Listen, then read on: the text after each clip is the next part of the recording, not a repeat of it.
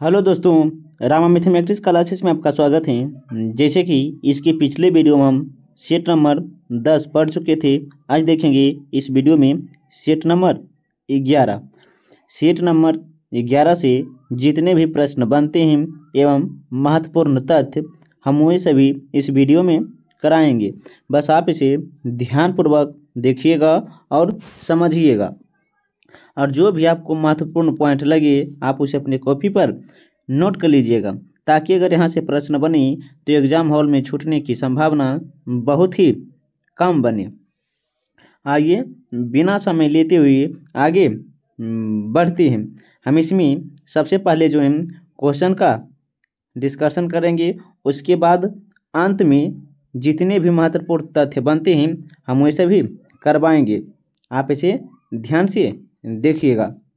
आइए देखते हैं क्वेश्चन नंबर क्या है। तो एक देखिएगा, एक मिनट। क्वेश्चन नंबर 1 देखिएगा क्या है। तो यह जो है बिहार के ऑल एग्जाम के लिए भी, यह जो है बिहार का क्या है तो ऑल एग्जाम के लिए है, ऑल एग्जाम के लिए है। आप बस इसे ध्यान से याद रखिएगा। आप किसी भी एग्ज़ाम दिएगा तो यहाँ से प्रश्न देखने को आपको मिल सकता है। देखिएगा, जिसमें से हम देखेंगे क्वेश्चन नंबर पहला 1 देखिएगा, एक मिनट।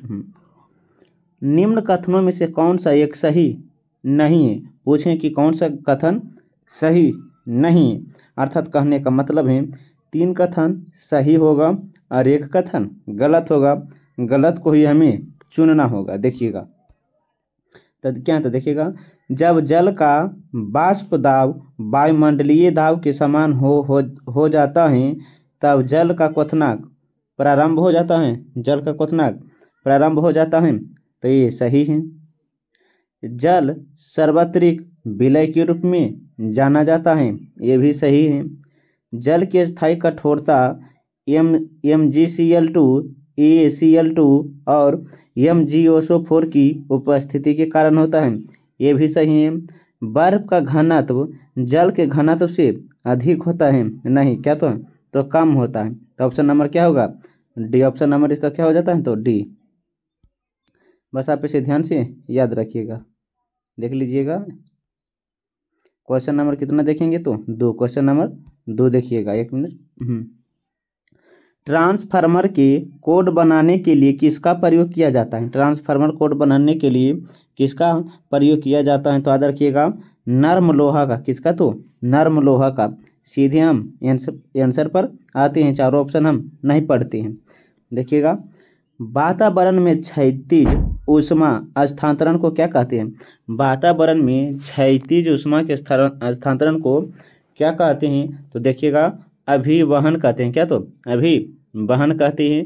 क्वेश्चन नंबर 4 देखिएगा, निम्नलिखित कथनों पर विचार करें और चुनना कि उपयुक्त कथनों में से कौन सही नहीं, अर्थात गलत ही चुनना है हमें। देखिएगा, समुद्र में क्या बोले हैं, समुद्र में देखिएगा, समुद्र में बायोमास का पिरामिड सामान्यतः उल्टा होता है, तो ये क्या है, गलत है। एक ही प्रजाति एक ही समय में एक ही परिस्थिति तंत्र में एक से अधिक पोषी स्तर पर रह सकता है, तो देखिएगा नहीं, ना ही 1 सही होगा ना ही 2। ऑप्शन नंबर क्या होगा, तो डी। ऑप्शन नंबर क्या होगा, तो डी। आप इसे ध्यान से याद रखिएगा।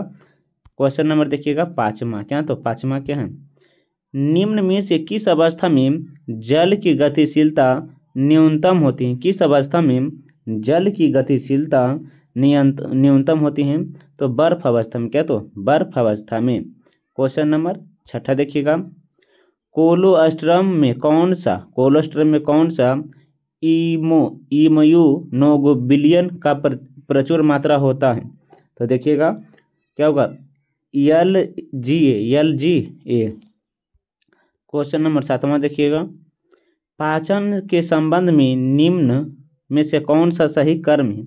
निम्न में से कौन सा सही कर्म है पाचन के संबंध में, तो पहला होता है मुख गुहा जाता है ग्रासिका में, ग्रासिका से अमाशय में, अमाशय से क्या, तो क्षुद्र त्राव में, अक्षुद्रता से वृद्धतात में। ऑप्शन नंबर क्या होगा, तो ए होगा। Option number A. देखिएगा क्वेश्चन नंबर 8 है, कोशिका का वह बाह्यतम आवरण कौन सा है जो कोशिका के अवयव को उसके भ्रम आवरण को से अलग करता है, अलग करता है। तो ऑप्शन नंबर क्या होगा, ए होगा, प्लाज्मा झिल्ली। क्वेश्चन नंबर 9 देखिएगा, निम्नलिखित में से किस संघ के सदस्य मुक्त जीवन जीने वाले विशिष्ट समुद्री जीव होते हैं। तो देखिएगा क्या, तो काइनो डरमेटा है। ऑप्शन नंबर क्या होगा, तो बी होगा। क्वेश्चन नंबर देखिएगा 10, लैंगिक प्रजननशील प्राणियों में समान गुण के वंशानुगणों के कितने प्रतिरूप मौजूद होते हैं, कितने प्रतिरूप मौजूद होते हैं। तो याद रखिएगा 2 प्रतिरूप मौजूद होते हैं। क्वेश्चन नंबर 11 देखिएगा, किस प्रकार के अंगों की बुनियादी संचारण एवं उत्पत्ति समान होती हैं परंतु कार्य भिन्न होती हैं, परंतु कार्य भिन्न होती हैं। तो देखिएगा क्वेश्चन नंबर क्या होगा, बी, समजात। क्या हो, समजात। क्वेश्चन नंबर 12 देखिएगा, किस संघ के सभी जंतु खारे जल में पाए जाते हैं। किस संघ के सभी जंतु जो हैं खारे जल में पाए जाते हैं। तो संघ पेरीफेरा। क्वेश्चन नंबर देखिएगा 13, निम्न कोशिका में से कौन सा पादप कोशिका में पाया जाता है परंतु जो जंतु कोशिका में नहीं, पादप कोशिका में पाया जाते हैं परंतु जंतु कोशिका में नहीं। तो क्या, तो हरित लवक है। क्या, तो हरित लवक है। क्वेश्चन नंबर देखिएगा 14वां, निम्नलिखित में से प्रोटोजोआ नहीं होता है। निम्नलिखित में से कौन प्रोटोजोआ नहीं होता है। तो देखिएगा अमीबा। क्या, तो अमीबा, यूग्लिना, क्या, तो ल्यूकोसिलोन, पैरामीशियम। तो इसका ऑप्शन नंबर क्या होगा, तो एक मिनट देखिएगा, लयूकोसिन है, लयूकोसोलिन है। आप इसे ध्यान से याद रखिएगा, option number C. Question number 15 देखिएगा, निम्नलिखित में से कौन सा यकृत का कार्य नहीं है, कौन सा यकृत का कार्य नहीं है। तो अजीर्ण आहार से खाद्य और जल की अधिक अवशोषण, ऑप्शन नंबर डी होगा। क्वेश्चन नंबर 16 देखिएगा, अमोघ वर्ष किस वंश से संबंधित है। अमोघ वर्ष किस वंश से संबंधित है। तो याद रखिएगा राष्ट्रकूट वंश से है, राष्ट्रकूट वंश से है। देखिएगा क्वेश्चन नंबर 17, भारत में किसके शासनकाल में सबसे पहले राजनीतिक एकता पाई गई है। राजनीतिक एकता पाई गई है। तो मौर्य वंश में, मौर्य वंश में। क्वेश्चन नंबर 18 देखिएगा, महान जैन विद्वान, क्या बोले हैं, महान जैन विद्वान हेमचंद्र किसकी सभा को अलंकृत करते हैं, किसकी सभा को अलंकृत करते हैं। तो Jai Singh Siddhraj, option number C है। देखिएगा आगे, निम्न में से किसे शेख उल हिंद की पदवी प्रदान की गई है। किसे शेख उल हिंद की पदवी प्रदान की गई है। तो याद रखिएगा शेख सलीम चिश्ती को, शेख सलीम चिश्ती को, ऑप्शन नंबर बी होगा। देखिएगा क्वेश्चन नंबर 20, कौन सा सुमेलित सही है, अब हमें चुनना होगा। देखिएगा एक मिनट, देखिएगा, हाँ, कौन सा सही है, बस पढ़ते हैं। देखिएगा गुर्जर, क्या बोले हैं, गुर्जर प्रतिहार कौन से राज्य क्षेत्र में थी, राष्ट्रकूट कौन क्षेत्र में। तो देखिएगा इसका जो होगा गुर्जर प्रतिहार, क्या बोले हैं, गुर्जर प्रतिहार जो थे गुजरात और राजस्थान वाले क्षेत्र में थे, गुजरात और राजस्थान वाले क्षेत्र में थे। और इसके अलावा जो है राष्ट्रकूट पश्चिम बंगाल में थे, राष्ट्रकूट जो थे पश्चिम बंगाल में थे। राष्ट्रकूट कहाँ, तो पश्चिम बंगाल में थे। क्या, तो देखिएगा बंगाल, क्या बंगाल जो था पाल के लिए थे, बंगाल पाल के लिए थे। और इसके अलावा क्या, तो देखिएगा चोर जो है, क्या, तो चोल जो है तमिलनाडु के, चोर जो तमिलनाडु। तो ऑप्शन नंबर क्या हो, देखिएगा एक का तीन कहाँ, तो देखिएगा 2 ऑप्शन में है। और क्या 2 का 1 है, 2 का 1 ही होगा, ऑप्शन नंबर डी होगा, ऑप्शन नंबर डी। देख क्वेश्चन नंबर 21 देखिएगा, निम्न सूफियों में से किसने कृष्ण और औलिया का स्वरूप माना था। कृष्ण को औलिया का स्वरूप माना था। तो याद रखिएगा शाह मोहम्मद गौस। क्वेश्चन नंबर 22 देखिएगा, फुतुह आस सलातीन नामक ग्रंथ के लेखक कौन है? कौन है? तो देखिएगा इसका जो लेखक है अब्दुल मलिक इमामी है। अब्दुल मलिक इमामी। क्वेश्चन नंबर 23 देखिएगा, उदयगिरी गुहा लेख में उदयगिरी गुफा लेख में किस गुप्त शासक के विजय का स्तंभ मिलता है? विजयों का उल्लेख मिलता है। तो देखिएगा चंद्रगुप्त द्वितीय जो उदयगिरी गुफा लेख से संबंधित है। भारत का प्रथम महिला विश्वविद्यालय कौन है? भारत का प्रथम महिला विश्वविद्यालय कौन सा है? तो आप इसे ध्यान से रखिएगा, SNDT क्या है? SNDT महिला विश्वविद्यालय है, ऑप्शन नंबर डी। आगे देखिएगा क्वेश्चन नंबर 25, 1930 में किसकी गिरफ्तारी के कारण लोगों ने पेशवार की सड़कों पर प्रदर्शन का अपना गुप्त गुस्सा व्यक्त किया था? तो याद रखिएगा 25 का जो होगा अब्दुल गफ्फर खान के विरुद्ध। क्वेश्चन नंबर 16 देखिएगा, 1916 में महात्मा गांधी ने किसे प्रेरित करने के लिए बिहार के चंपारण की यात्रा की? तो देखिएगा ये जो था राजनीतिक कैदियों के लिए बंगाल का पास, ये तो नहीं होगा। तो देखिएगा दोबारा पढ़ते हैं, क्या बोले हैं? 1916 में गांधी ने किसे प्रेरित करने के लिए बिहार के चंपारण की यात्रा की थी? तो किसानों के लिए। किसे? तो किसानों के लिए। क्वेश्चन नंबर 27 देखिएगा, 1857 के विद्रोह का मुख्य कारणों में कौन शामिल नहीं है? तो याद रखिएगा भारतीय और अंग्रेजों के बीच अंतर्विवाह पर रोक लगाने वाले कानून, ये शामिल नहीं थे, बाकी ये सभी शामिल थे। क्वेश्चन नंबर 28 देखिएगा, निम्नलिखित में से कौन सी सिफारिश साइमन कमीशन की नहीं है? कौन सी सिफारिश जो है साइमन कमीशन की नहीं है? सांप्रदायिक निर्वाचन क्षेत्र को रद्द करना, इसकी सिफारिश नहीं है, बाकी ये सभी तीनों हैं। द्वैध शासन का उन्मूलन, प्रांतों में जिम्मेवार सरकार का विस्तार, ब्रिटिश भारत और रियासतों की संघ की स्थापना। आगे देखिए क्वेश्चन नंबर 29, किस व्यक्ति ने सर्वप्रथम इस तथ्य को पहचाने कि वर्ग माध्यम, किसान, मजदूर, दस्तकार राष्ट्रीय आंदोलन में महत्वपूर्ण भूमिका निभाते हैं? तो कौन? देखिएगा 29 का जो होगा ऑप्शन नंबर डी होगा, बाल गंगाधर तिलक। गांधी जी के अनुसार कौन थे? सही थे। तो देखिएगा इसका जो होगा सांध्या और साधना परंपरा संबंधित थे। साध्य और साधना परंपरा से संबंधित थे। क्वेश्चन नंबर 31 देखिएगा, लक्षद्वीप के समूह के बारे में निम्नलिखित कथनों पर विचार करें। लक्षद्वीप समूह के बारे में निम्नलिखित कथनों पर विचार करें। 31 का जो होगा क्या होगा? तो 1 और 2 द्वीपों का समूह छोटी मूंगा द्वीपों से बना, ये भी सही है। पहले इन्हें लेका डीवा या मिनी को या अमी द्वीपों के नाम से जाना जाता है, ये भी सही है। तमिलनाडु के कोरोमंडल तट के निकट स्थित द्वीप है, ये गलत है। 1 और 2 सही है।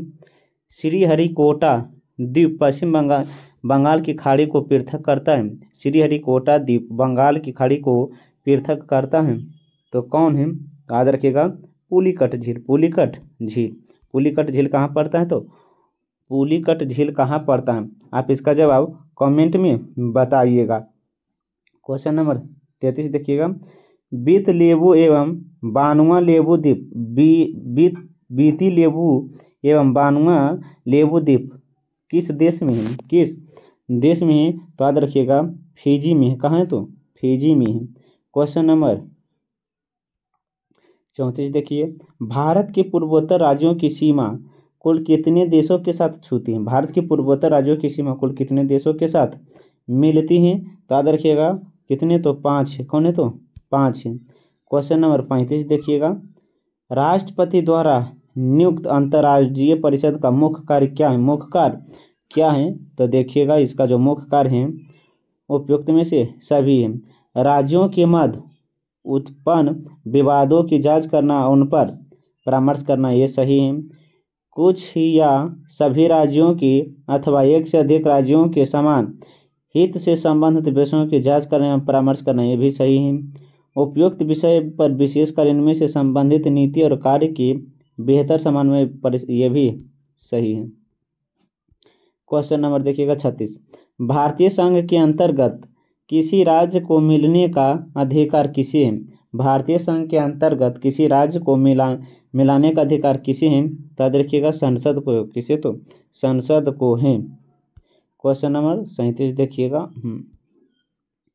लोकतंत्र के एक कम्युनिस्ट का काम है कि वह कम्युनिस्टों के जरिए अपने अधिकारों का प्रयोग आलोचना करने, व्यय करने तथा राजनेताओं की गलतियों को ढूंढने के लिए करे।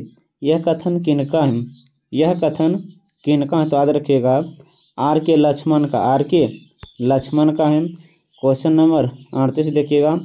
भारतीय संविधान मान्यता देता है, भारतीय संविधान मान्यता देता है धार्मिक और भाषाई अल्पसंख्यकों को, धार्मिक और भाषाई अल्पसंख्यकों के। क्वेश्चन नंबर कितना? तो देखिएगा 39। निम्नलिखित में से कौन जनता द्वारा प्रत्यक्ष रूप से नहीं चुना जाता है? कौन जनता द्वारा प्रत्यक्ष रूप से नहीं चुना जाता है? तो याद रखिएगा इसका जो होगा क्वेश्चन नंबर 39 का जिला परिषद अध्यक्ष होगा, जिला परिषद अध्यक्ष होगा। क्वेश्चन नंबर 40 देखिएगा। भारतीय संविधान के निम्नलिखित अनुच्छेदों के किस अनुच्छेद के अंतर्गत केंद्र राज्य सरकार राज्यों की योजना सहायता प्रदान करता है? तो अनुच्छेद 275, अनुच्छेद 275। नाम्बिम मरुस्थल कहाँ है? नाम्बिम मरुस्थल कहाँ पड़ता है? तो अफ्रीका में पड़ता है। कहाँ? तो अफ्रीका में। ऑप्शन नंबर बी होगा। क्वेश्चन नंबर 42 देखिएगा। राजस्थान का एक प्रसिद्ध पुष्कर मेला एक वर्ष में कितनी बार आयोजित होती है? राजस्थान का पुष्कर मेला, तो पूछेंगे पुष्कर मेला का आयोजन कहाँ होता है? तो राजस्थान में। वर्ष भर में कितने बार आयोजन होते हैं? तो याद रखिएगा सिर्फ एक बार, सिर्फ एक बार। 43 का राष्ट्रीय आपदा प्रबंधन प्राधिकरण का अध्यक्ष कौन होता है? कौन होता है? तो यहाँ से ये याद रखिएगा क्वेश्चन नंबर 43 का प्रधानमंत्री होता है। कौन? तो प्रधानमंत्री होता है। क्वेश्चन नंबर 44 देखिएगा। निम्न में से कौन सा संयुक्त राष्ट्र सतत विकास लक्ष्य जिम्मेवारीपूर्ण खपत और उत्पादन में से संबंधित है? तो याद रखिएगा क्वेश्चन नंबर 44 का जो होगा SDG 12 है। क्वेश्चन नंबर 45 देखिएगा। कर्तन एवं दहन कृषि प्रणाली को भारत के किस राज्य में वेबर के रूप में जाना जाता है? वेबर के रूप में जाना जाता है। तो याद रखिएगा मध्य प्रदेश में। मध्य प्रदेश में। कौन सा फसल पीला सोना के रूप में प्रसिद्ध है? कौन सा फसल पीला सोना के रूप में प्रसिद्ध है? तो क्या? सरसों है। क्या? तो सरसों। क्वेश्चन नंबर देखिएगा कितना है? तो 47। पूंजीवादी अर्थव्यवस्था की पद्धति किसको बढ़ावा देती है? पूंजीवादी अर्थव्यवस्था की पद्धति किसको बढ़ावा देती है? तो याद रखिएगा मुक्त अधम तथा प्रतिशत को कहा जाता है अच्छा बेकर वह है। कहा जाता है अच्छा बेकर वह है जो बंधक और के बीच अंतर जानता है। तो कौन है? तो विनिमय पत्र है। आगे देखिएगा क्वेश्चन नंबर 49। किस अभिक्रिया द्वारा ऑक्सीजन बाहरी वातावरण से पौधों की कोशिका तक पहुंचता है? पौधों की कोशिका तक पहुंचता है। तब विसरण के द्वारा। किसके द्वारा? तो विसरण के द्वारा। क्वेश्चन नंबर 50 देखिएगा। पृथ्वी के वायुमंडल में तीसरी सबसे बड़ी प्रचुर गैस कौन है? प्रचुर गैस कौन है? तो याद रखिएगा आर्गन है। कौन है? तो आर्गन है। आइए देखते हैं अब कुछ महत्वपूर्ण तथ्य, बस आप इसे ध्यान से देखिएगा जिसमें देखेंगे आयुर्वेद के बारे में।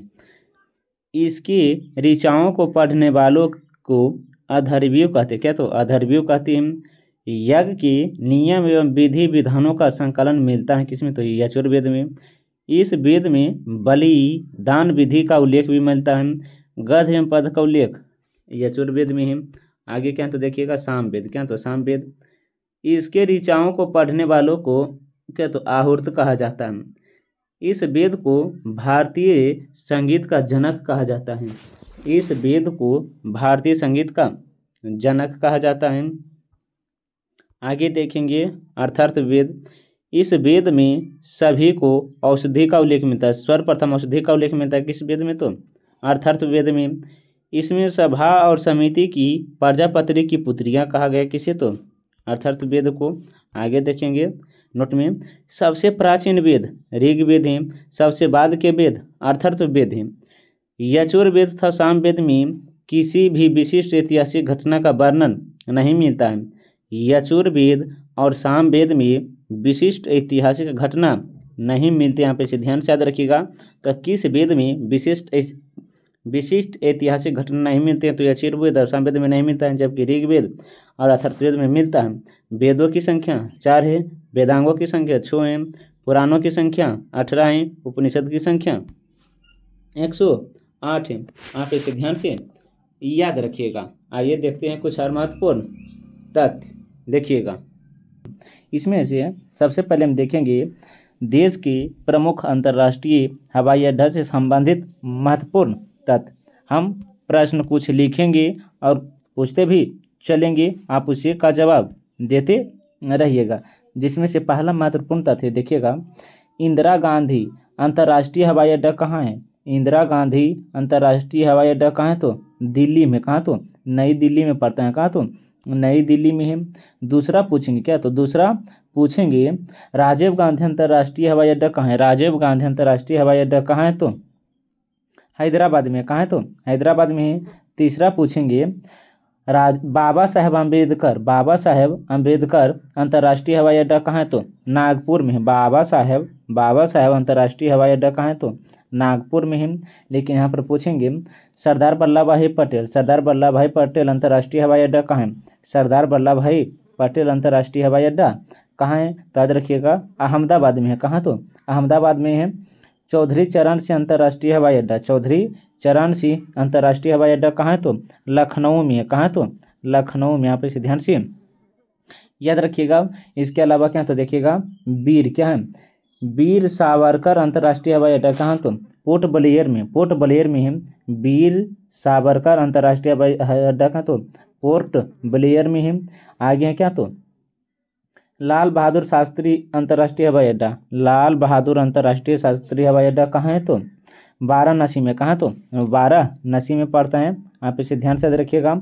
इसके अलावा है छत्रपति शिवाजी अंतर्राष्ट्रीय हवाई अड्डा कहाँ है तो चेन्नई में, कहाँ है तो चेन्नई में है।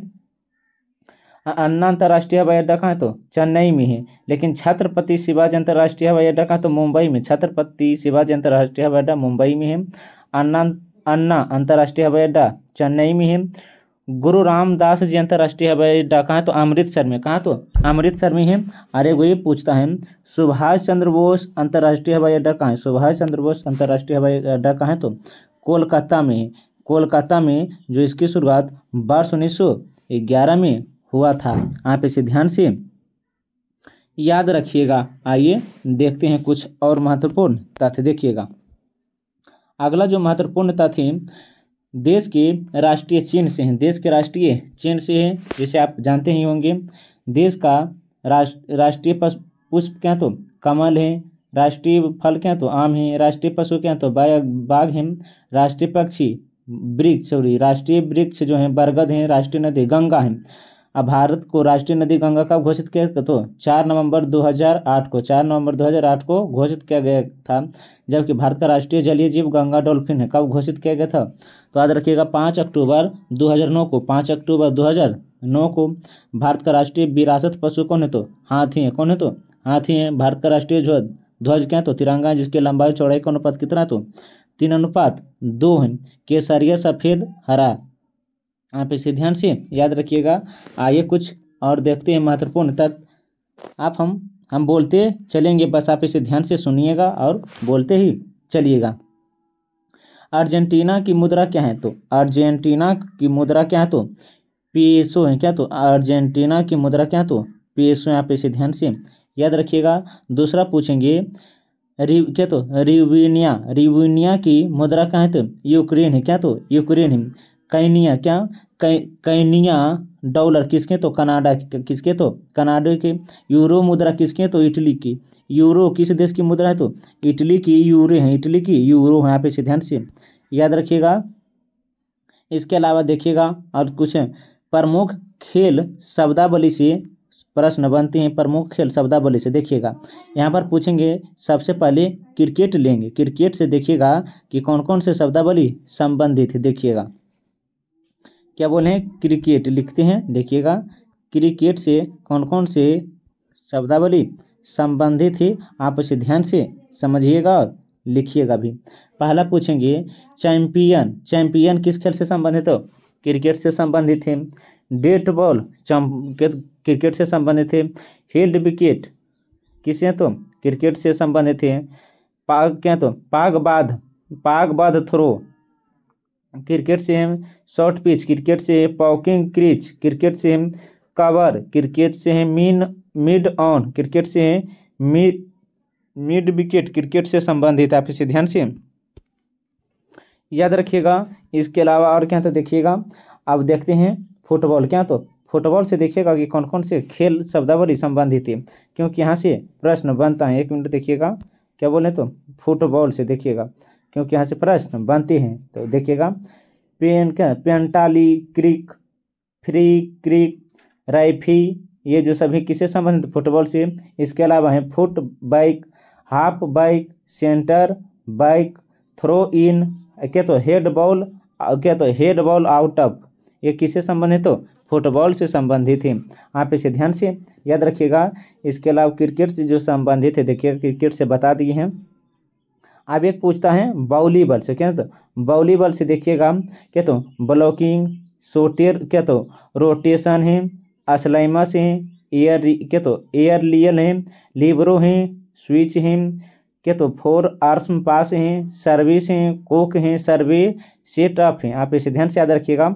एक पूछता है शतरंज से, बिशप जो है शतरंज से है, गैबिट शतरंज से है, क्या तो चेकमेट शतरंज से है, ज़्यादा शतरंज से है, फिर डे नाइट चेक शतरंज से है। आप इसे ध्यान से याद रखिएगा। जो भी हम बोल रहे हैं बहुत ही महत्वपूर्ण तथ्य, बस आप इसे ध्यान से याद रखिएगा। आइए देखते हैं अब बिहार की प्रमुख पहाड़ियाँ कौन कौन सी हैं इस तथ्य में। तो देखिएगा क्या तो डुगेश्वरी पहाड़ी गया में है। डुगेश्वरी पहाड़ी कहाँ है? तो डुगेश्वरी पहाड़ी बिहार के कौन से जिला में है? तो गया जिला में। यहाँ पे ध्यान से याद रखिएगा। जो है सबसे गर्म और सबसे ठंडा जिला है। आगे है क्या तो बराबर की पहाड़ी कहाँ है? तो गया में ही। आप इसे ध्यान से याद रखिएगा। क्या तो गिद्धेश्वर की पहाड़ी कहाँ है? तो जमुई में है। गिद्धेश्वर की पहाड़ी कहाँ है? तो जमुई में। यहाँ पे इसे ध्यान से याद रखिएगा। लट्टू पहाड़ी कहाँ है? तो जमुई में। लट्टू पहाड़ी कहाँ है? तो जमुई में। बोलता पहाड़ी कहाँ है? तो नवादा में। बोलता पहाड़ी कहाँ है? तो नवादा में। बोलता पहाड़ी कहाँ है? तो नवादा में है। क्या तो खगरपुर पहाड़ी कहाँ है? खगरपुर पहाड़ी मुंगेर में है। खगरपुर पहाड़ी मुंगेर में है। राजगिरी पहाड़ी नालंदा में है। राजगिरी पहाड़ी नालंदा में है। गिरियक पहाड़ी नालंदा में है। गिरियक पहाड़ी कहाँ है? तो नालंदा में। आप इसे ध्यान से याद रखिएगा। इसके अलावा हैं सोमेश्वर से रेनी बिहार के सबसे ऊंचे पर्वत शिखर हैं। ऊंचे सबसे जो पश्चिम चंपारण में अवस्थित है। आप इसे ध्यान से याद रखिएगा। इसके अलावा पूछेंगे क्या तो मंदार की पहाड़ी बांका जिले में। मंदार की पहाड़ी किस जिले में? तो बांका जिला में। आप इसे ध्यान से याद रखिएगा, क्योंकि ये सब इसलिए हम बता रहे हैं ताकि यहाँ से प्रश्न बनते हैं और पूछे भी गए हैं। आप इसे ध्यान से याद रखिएगा। आज एक है देखिएगा वरीयता कर्म। ये जो है पॉलिटिकल से संबंधित तथ्य हैं। क्या तो वरीयता कर्म मैंने पहला कर्म पर कौन आता है? तो सबसे जो सर्वोच्च है राष्ट्रपति। सबसे सर्वोच्च कौन है? ये जो हम बता रहे हैं वरीयता कर्म बता रहे। तो वरीयता कर्म में हम बता रहे हैं जो कहें तो पॉलिटिकल का एक चैप्टर है। देखिएगा जो पहला जो है राष्ट्रपति है। कौन है? तो राष्ट्रपति हैं। दूसरा है उपराष्ट्रपति। तीसरा है प्रधानमंत्री। चौथा है राज्यों के राज्यपाल। पाँचवा है भूतपूर्व राष्ट्रपति, आप इसे ध्यान से याद रखिएगा। और इसके अलावा जो है क्या तो वो प्रधानमंत्री हैं, भारत के मुख्य न्यायाधीश एवं लोकसभा अध्यक्ष हैं, संघ के कैबिनेट मंत्री अपने अपने राज्यों में राज्यों के मुख्यमंत्री, योजना नीति आयोग के उपाध्यक्ष पूर्व प्रधानमंत्री हैं। इसके अलावा और भी हैं, आप इसे ध्यान से याद रखिएगा। जो भी हम बताते जा रहे हैं बस आप उसे ध्यान से याद रखिएगा। आइए अब आगे देखते हैं कुछ विटामिन के महत्वपूर्ण तत्व, बस आप इसे भी याद रखिएगा। 1 मिनट देखिएगा विटामिन, क्योंकि विटामिन से प्रश्न बनता है। देखिएगा पहला हम पूछेंगे, देखिएगा विटामिन की खोज किसने किया? तो विटामिन का खोज जो किया था फांक ने किया था। विटामिन क्या तो विटामिन से संबंधित महत्वपूर्ण तथ्य देखिएगा। 1 मिनट, विटामिन क्या तो विटामिन, देखिएगा विटामिन से संबंधित है। पूछेंगे विटामिन की खोज 1911 में किसने किया? तो फांक ने किया। किसने किया? तो फांक ने किया। आप इसे ध्यान से याद रखिएगा। इसके अलावा पूछेंगे 1 मिनट देखिएगा, क्या तो पोला रोग किस विटामिन की कमी से होता है? पोला रोग किस विटामिन की कमी से होता है? तो विटामिन 3 की कमी से, विटामिन B3 की कमी से पोला रोग होता है। आप इसे ध्यान से याद रखिएगा। आप देखते हैं 1 मिनट देखिएगा क्या बोले तो विटामिन, तो देखिएगा विटामिन ए से शुरू हम करते हैं। देखिएगा विटामिन ए, देखिएगा पहला हम जो महत्वपूर्ण तथ्य विटामिन ए का रासायनिक नाम क्या है? रासायनिक नाम पूछेंगे तो रेटिनॉल है। विटामिन ए का रासायनिक नाम क्या है? तो रेटिनॉल है। रेटिनॉल यहाँ पे से ध्यान से याद रखिएगा। विटामिन ए की कमी से होने वाले रोग, विटामिन ए की कमी से होने वाले रोग जो हैं रतौंधी हैं, त्वचा की कोशिका में परिवर्तन है, वृद्धि रुकना, कैरेटोमेसिया आदि हैं। आप इसे ध्यान से याद रखिएगा। लेकिन पूछेंगे विटामिन ए के प्रमुख स्रोत कौन कौन से हैं? स्रोत पूछेंगे तो गाजर, हरी सब्जी, दूध, यकृत, मछली का तेल, मक्खन, दही, अंडा, ये सभी संबंधित हैं। आगे देखिएगा विटामिन B1, क्या बोले? विटामिन B1 का जो रासायनिक नाम है थायमिन है। क्या तो विटामिन B1 का रासायनिक नाम क्या तो थायमिन है। इसके कमी से बेरी होता है। बेरी, वृद्धि रुकना, भूख और वजन घटना किसकी कमी से होता है? तो विटामिन B1 की कमी से। लेकिन इसका जो स्रोत है अनाज, फलियां, सोयाबीन और क्या तो दूध है। आगे देखेंगे विटामिन B2 का जो रासायनिक नाम है राइबोफ्लेविन है। इसकी कमी से कीलोसिस अर्थात त्वचा का फटना, आँखों का लाल होना, जीभ पर छाल पड़ना, असमय बुढ़ापा आना, प्रकाश ना सह पाना किसकी कमी से? तो विटामिन B2 है। विटामिन B2 की कमी से। आप इसे ध्यान से याद रखिएगा। प्रकाश ना सहना किसके विटामिन से? तो विटामिन B2 के। आप इसे ध्यान से याद रखिएगा। इसके अलावा क्या है? तो देखिएगा विटामिन B3 इसके जो स्रोत हैं ईस्ट, सोयाबीन, मांस, मछली, अंडे, दूध और फलियां हैं। अब देखेंगे विटामिन B3 के बारे में। इसका जो रासायनिक नाम है निकोटिनेमाइड या नियासिन है। इसकी कमी से होने वाले रोग जो हैं पोलाग्रा त्वचा का फटना, या क्या तो 4D सिंड्रोम त्वचा रोग, क्या तो फोड़ा फुंसी। इसका जो मुख्य स्रोत है मांस, मूंगफली, आलू, टमाटर हैं। अब देखें विटामिन B5 के मुख्य क्या तो इसका जो रासायनिक नाम है पेंटोथेनिक अम्ल है। इसकी कमी से होने वाले रोग चर्म रोग हैं, सफ़ेद बाल, मंदबुद्धि, तनाव आदि। इसका जो स्रोत है अंडे, दूध, मांस और मूंगफली। ये किससे सही संबंधित है? तो विटामिन B5 से हैं। आगे देखेंगे विटामिन B6। इसका जो रासायनिक नाम है क्या तो पायरियाडॉक्सिन है। B6 का रासायनिक नाम क्या तो पायरियाडॉक्सिन है। इसकी कमी से होने वाले रोग जो हैं रक्त क्षीणता, क्या तो एनीमिया, चर्म रोग, क्या तो पेशीय ऐठन इसका जो स्रोत है दूध, ईस्ट, अनाज, मांस है। आगे क्या तो देखिएगा विटामिन B7, विटामिन क्या तो B7, आप इसे ध्यान से याद रखिएगा, विटामिन क्या तो B7। यह जो है इसका रासायनिक नाम बायोटीन है। बायोटीन किसका रासायनिक नाम तो B7 का, यहाँ पे इसे ध्यान से याद रखिएगा। इसके अलावा क्या है तो इससे होने वाले रोग जो हैं चर्म रोग हैं, बालों का झड़ना, लकवा, किसे तो विटामिन B7 की कमी से होता है। आगे देखेंगे विटामिन B11, विटामिन B11 इसका रासायनिक जो नाम है क्या तो फौलिक अम्ल है। इसकी कमी से होने वाले रोग रक्तक्षीणता जैसे एनीमिया, कुठित वृद्धि, मुंह में अल्फसर क्या तो पेचिश रोग आदि होते हैं। इसका जो स्रोत है हरी सब्जी, केला, संतरा, ईस्ट, अंडा, सेम आदि है। आगे क्या तो विटामिन B12 इसका जो रासायनिक नाम है साइनोकोबालामिन है, साइकोबालामिन है। इसकी कमी से होने वाले रक्त क्या तो घातक रक्तहीनता, एनीमिया, तंत्रिका तंत्र में गड़बड़ी होता है। यहाँ पे इसे ध्यान से याद रखिएगा। इसके अलावा इसके जो मुख्य स्रोत हैं मांस, मछली, अंडा, दूध, आंत के जीवाणु आदि हैं। विटामिन में कोबाल्ट धातु पाया जाता है। विटामिन B12 में कोबाल्ट धातु पाया जाता है।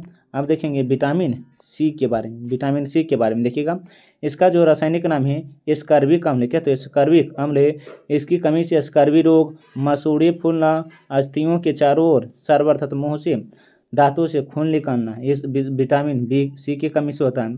इसका जो स्रोत है आंवला, नींबू वंश के फल, टमाटर, सब्जियां। आगे हैं विटामिन D, इसका जो रासायनिक नाम है केसरीफेरॉल है। इसकी कमी से होने वाले रोग जो हैं सूखा, रिक्टस, बच्चों में हड्डियों को मुड़ जाना विटामिन D की कमी से होता है। स्रोत मक्खन, घी, अंडा, मछली, यकृत तेल और सूर्य के प्रकाश अति आवश्यक है विटामिन D के लिए। विटामिन क्या है तो E है, विटामिन E इसका जो रासायनिक नाम है टेकोफेरॉल है। विटामिन E का रासायनिक नाम टेकोफेरॉल है। इसकी कमी से जनन क्षमता में कमी होता है। जनन में क्या बोले हैं, जनन तथा पेशियों की कमजोरी आदि।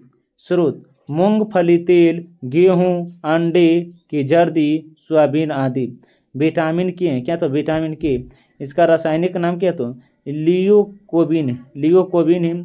मानव शरीर में इस विटामिन की कमी से हीमोफीलिया तथा रक्त का थक्का नहीं बनता और कटे स्थान से रक्त का स्राव बहुत अधिक होता है। इसका जो मुख्य स्रोत है हरी पत्तेदार सब्जी, टमाटर और पनीर है। विटामिन से जितने भी प्रश्न बनते थे हम वह सभी आपको बता दिए हैं।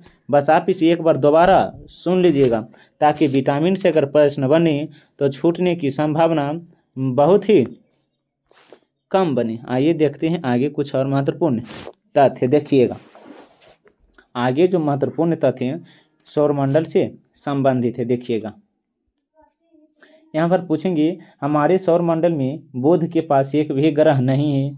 बुध और शुक्र के पास एक भी ग्रह नहीं है। पृथ्वी के पास एक चंद्रमा की संख्या, पृथ्वी के पास एक ग्रह है जो चंद्रमा है। सर्वाधिक उपग्रहों वाला ग्रह कौन है तो शनि। सर्वाधिक उपग्रहों वाला ग्रह का तो शनि है। सौरमंडल का सबसे बड़ा उपग्रह बृहस्पति जिसे गैनीमेड कहा जाता है। सौरमंडल का सबसे छोटा ग्रह मंगल जिसे डिमोस कहा जाता है। अंतरिक्ष ग्रह सूर्य के सबसे नज़दीक और चट्टानों से हैं जिसे बुध, शुक्र, पृथ्वी, मंगल। इन्हें तो पार्थिव ग्रह भी कहा जाता है क्योंकि पृथ्वी के सदृश हैं। आप इसे ध्यान। बाह्य ग्रह बृहस्पति, शनि, यूरेनस और नेपच्यून को कहा जाता है। अरुण वरुण को आप इसे ध्यान से याद रखिएगा।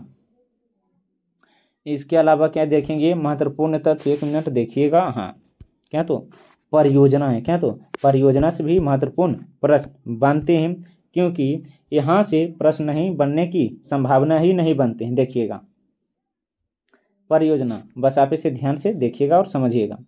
परियोजना बताते हैं भारत की प्रमुख परियोजना, इसी में हम कंप्लीट करते हैं। देखिएगा, पूछेंगे भाखड़ा नागल परियोजना किस नदी पर है। भाखड़ा नागल परियोजना जो है सतलज नदी पर। किस नदी पर है, तो सतलज नदी पर। लेकिन पूछे किस सतलज नदी पर है।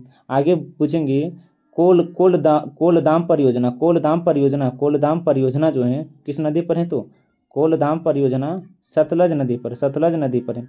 लेकिन पूछेंगे भाखड़ा नागल से सतलज नदी से कौन कौन से राज्य लाभान्वित होते हैं, तो हिमाचल प्रदेश कौन, तो हिमाचल प्रदेश है। पंजाब है कौन है, तो पंजाब है। हरियाणा है कौन है, तो राजस्थान है। इससे भी हिमाचल प्रदेश लाभान्वित होता है। नाथपा झाकड़ी परियोजना सतलुज नदी पर है। नाथपा झाकड़ी परियोजना कहाँ, तो सतलुज नदी पर है। हिमाचल प्रदेश लाभान्वित होता है, हिमाचल प्रदेश। आगे है इंदिरा गांधी परियोजना सतलुज और ब्यास नदी पर। इंदिरा गांधी परियोजना सतलुज और ब्यास नदी पर। आप इसे ध्यान से याद रखिएगा, ये राजस्थान से संबंधित, राजस्थान लाभान्वित होती हैं। आगे है पोंग परियोजना। पोंग परियोजना क्या बोले हैं, पोंग परियोजना। पोंग परियोजना जो है ब्यास नदी पर है। कहाँ, तो ब्यास नदी पर है। आप इसे ध्यान से याद रखिएगा। इसके अलावा है चमेरा परियोजना। चमेरा परियोजना जो है रावी नदी पर। कहाँ है, तो रावी नदी पर चमेरा परियोजना है। थीन परियोजना जो है रावी नदी पर है। सलाल परियोजना सतलज नदी पर। सलाल परियोजना जो है सतलज नदी पर है। बगलिहार परियोजना क्या, तो चेनाब नदी के किनारे हैं। चेनाब या चिनाब नदी के किनारे हैं। आगे देखेंगे तुलबुल परियोजना। कौन सी परियोजना, तो तुलबुल परियोजना पूछेंगे कहाँ, तो तुलबुल परियोजना झेलम नदी पर है। 1 मिनट देखिएगा, तुलबुल परियोजना झेलम नदी पर है। गांधी सागर परियोजना चंबल नदी पर है। गांधी सागर परियोजना चंबल नदी पर है। जवाहर सागर परियोजना चंबल नदी पर है। चंबल नदी परियोजना चंबल नदी पर ही। टिहरी परियोजना भागीरथी और भिलगना पर है। भागीरथी और भिलगना पर। कौन, तो टिहरी परियोजना है, टिहरी परियोजना। आगे देखेंगे 1 मिनट, रामगंगा परियोजना रामगंगा नदी पर ही है। गंडक परियोजना गंडक नदी पर है। क्या बाणसागर परियोजना कहाँ है, तो सोन नदी पर है। बाणसागर परियोजना सोन नदी पर है। उड़ी परियोजना झेलम नदी पर है। क्या, तो टनकपुर परियोजना काली या शारदा पर है। आगे देखिएगा माता टीला परियोजना बेतवा नदी पर है। तिलैया बांध बराकर नदी पर है। दामोदर नदी पर। फरक्का परियोजना गंगा नदी पर है। मयूराक्षी परियोजना पर है। मांडी परियोजना ब्यास नदी पर है। यहाँ पे इसे ध्यान से याद रखिएगा, क्योंकि ब्याज से एक ना एक प्रश्न पूछे ही जाते हैं। बस आप इसे ध्यान से याद रखिएगा। आइए देखेंगे और कुछ महत्वपूर्ण ही तथ्य। देखिएगा, पूछेंगे कैलाश मंदिर कहाँ है, तो कांचीपुरम में। आप इसे ध्यान से याद रखिएगा। कैलाश मंदिर कहाँ है, तो कांचीपुरम में। कि लिखते चलते हैं, शॉर्ट में लिखेंगे, बस आप इसे ध्यान से देखिएगा। क्या बोले हैं, कैलाश मंदिर या 1 मिनट देखिएगा। कैलाश मंदिर कहाँ है, तो कांचीपुरम में। इसका जो निर्माण राज सिंह ने किया था। कब, तो 8वीं सदी में। बैकुल पेरुल मंदिर ये कहाँ है, तो तमिलनाडु में। कहाँ, तो तमिलनाडु में। मुक्तेश्वर मंदिर कांचीपुरम में है। मुक्तेश्वर मंदिर कहाँ पड़ता है, तो मुक्तेश्वर मंदिर कांचीपुरम में पड़ता है। मंगलेश्वर मंदिर जो है कहाँ पड़ता है, तो कांचीपुरम या में पड़ता है। आप इसे ध्यान से याद रखिएगा। इसके अलावा पूछता है क्या, तो एरताश्वर मंदिर क्या, तो दारासुरम में। दारासुरम कहाँ पड़ता है, तमिलनाडु में। मीनाक्षी मंदिर कहाँ है, तो मदुरई तमिलनाडु में। नायक वंश ने स्थापना की थी। वैद्यनाथ मंदिर कहाँ, तो तिरुचिपल्ली में। इसका निर्माण किया तो राजराज प्रथम ने किया था। आप इसे ध्यान से याद रखिएगा, क्योंकि अगर यहाँ से प्रश्न बने तो एग्जाम हॉल में छूटने की संभावना बहुत ही कम बने, और आप इसे बनाकर आइएगा। अगर यहाँ से प्रश्न बने तो आइए अब देखेंगे आगे कुछ और महत्वपूर्ण तथ्य 2 से 4 पॉइंट और हैं, उसके बाद नहीं बनेगा, देखिएगा। लेकिन पूछेंगे क्षेत्रफल का असाई मात्रक, क्या बोले हैं, क्षेत्रफल का असाई क्षेत्रफल का सूत्र पूछेंगे तो लंबाई गुना चौड़ाई होगा। क्षेत्रफल का जो सूत्र है लंबाई गुना चौड़ाई है। इसका जो क्या तो व्युत्पन्न मात्रक मीटर स्क्वायर होता है, क्या तो मीटर स्क्वायर। लेकिन बीमीय सूत्र यल स्क्वायर होता है, बीमीय सूत्र क्या तो यल स्क्वायर होता है। यहाँ पे से ध्यान से याद रखिएगा। यह जो है वीडियो एक बार आप पुनः दोबारा देख लीजिएगा, ताकि सेट 11 से जितने भी प्रश्न बनते हैं आपको एक ही वीडियो में याद हो जाएगा। सेट नंबर 11 और इससे संबंधित महत्वपूर्ण तथ्य। तब तक के लिए पढ़ने में मस्त रहिए, ज़बरदस्त रहिए। अगर वीडियो अच्छा लगता है तो लाइक, सब्सक्राइब, कमेंट और साथ साथ अपने दोस्तों के साथ भी शेयर कीजिएगा। हम मिलते हैं एक नए वीडियो के साथ, तब तक के लिए धन्यवाद।